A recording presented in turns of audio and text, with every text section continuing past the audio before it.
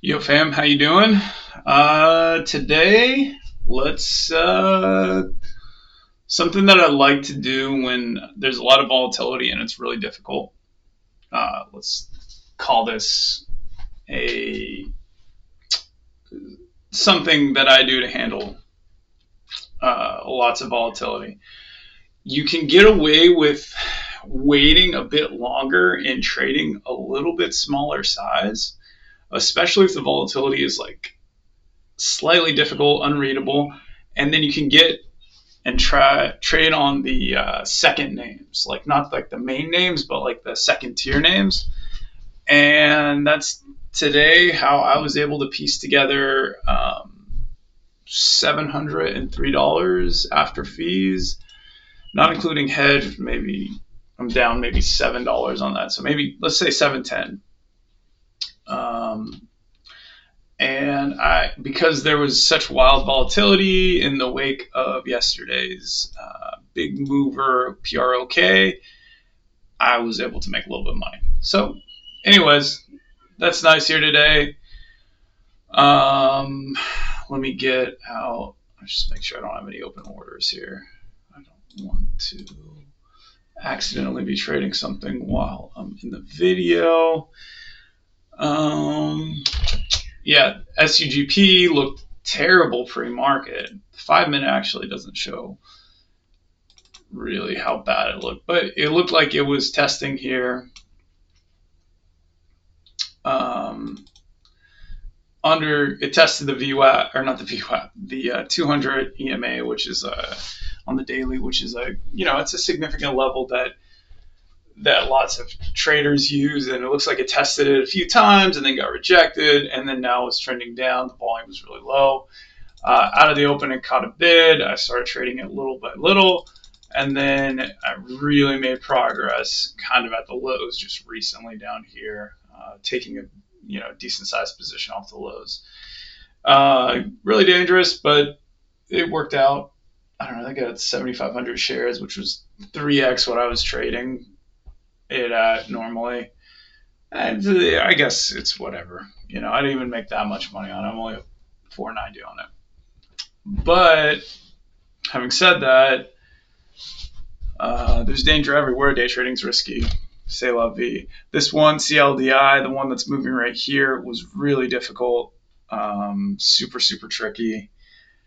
It had a lot of these moves where, like, especially when it first started going, you get some normal action here, pops up to 95 here, 95 cents, and then really just dumps in 2 1 minute candles down to VWAP, which was 80 cents. I was watching it. I was like, there's no chance of taking it. I would have made a good amount of money. This is probably right here. The 83 cent retest here was probably a better place to take it. For the more responsible, bigger traders, I would say. I don't know. There's a lot of times where algos will just rip you apart if you take any trades. I was watching it. It was an interesting mover. Once it got up into here in this area recently, it was just up and down, up and down, up and down. You literally never wanted to buy an uptick. You always wanted to buy like the downtick flush, and then you get reversed on maybe even the second downtick flush, etc. The algos were really good with it, and because it was, I guess, let me see, what was the float's 30 million, so there's enough shares to kind of cushion the volatility, but not really.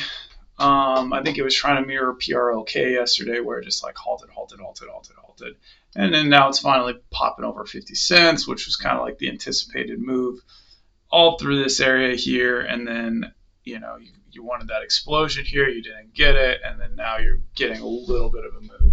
But that's kind of the day on those two. Normal action here on what is it? I actually took it off my chart because I didn't like it. I don't even know if I traded it. I probably didn't even look at it. It was the main over $1 or over like $5 bio stock. Let me see where it is. of the day. Get my head moving here.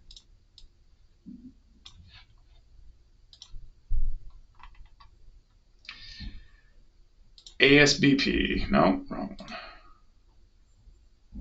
Gmail.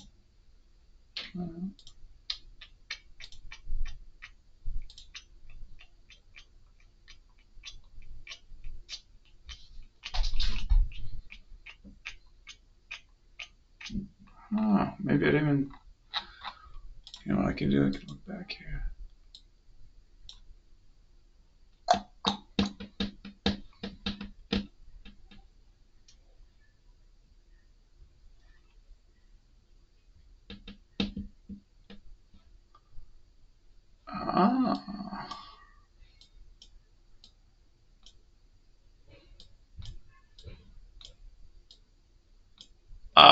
EVOK.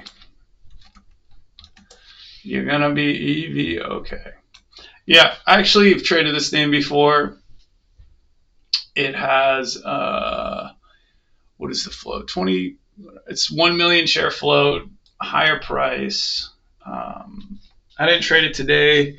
It did what you normally would expect, sell out of the open. It actually had a little bit of a pop here, which I didn't realize.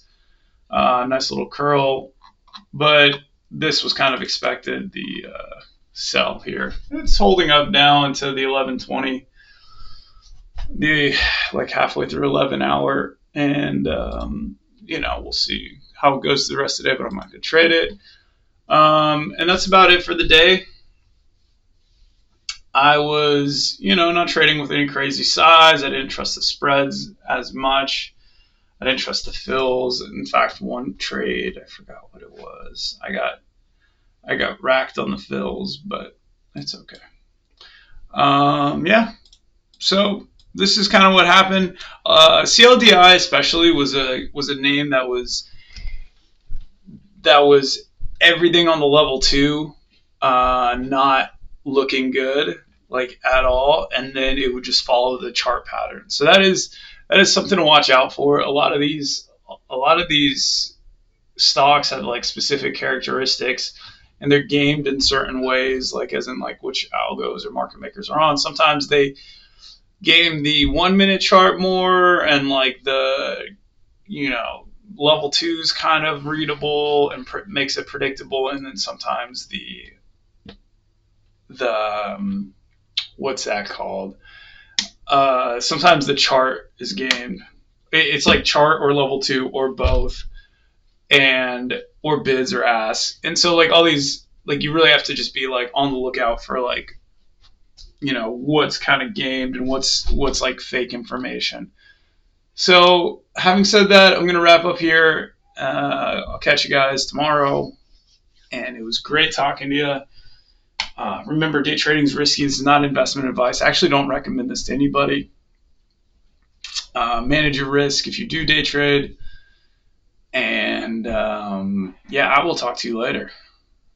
Goodbye. Not investment advice. Remember that.